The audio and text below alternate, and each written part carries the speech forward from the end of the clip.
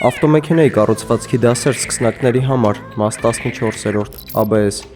ABS-ը արգելակների հակաբլոկավորող համակարգ է։ Երբ վարորդը կտրուկ արգելակում է կատարում, անիվները կարող են կողպվել, ինչի արդյունքում մեքենան դառնում է անկառավարելի։ ABS-ը հետևում է անիվների պտտման արագությանը և երբ տեսնում է, որ որևէ անիվ պատրաստվում է կողպվել, համակարգը կարճ ժամանակով թուլացնում է արգելակման ճնշումը այդ անիվի վրա։ Այս գործընթացը տեղի է ունենում վայրկյանի ընթացքում բազմաթիվ անգամներ, թույլ տալով վարորդին պահպանել ղեկը վերահսկելու կարողությունը։ ABS-ի աշխատանքի նշանը արգելակման ժամանակ պեդալից զգացվող պուլսացիան է։ Անսարքության դեպքում վահանակի վրա վառվում է դեղին ABS լամպը։ Այդ դեպքում համակարգը անջատվում է և արգելակումը տեղի է ունենում սովորական ռեժիմով առանց անիվների բլոկավորումից պաշտպանության։ ABS-ի աշխատանքը հատկապես կարևոր է ձմռանը և թաց ճանապարհի պայմաններում։ ABS-ի սենսորները չափում են անիվների պտույտների արագությունը։ Այս տեղեկատվությունը օգտագործվում է ոչ միայն ABS համակարգի կողմից, այլև կարող է փոխանցվել այլ համակարգերին,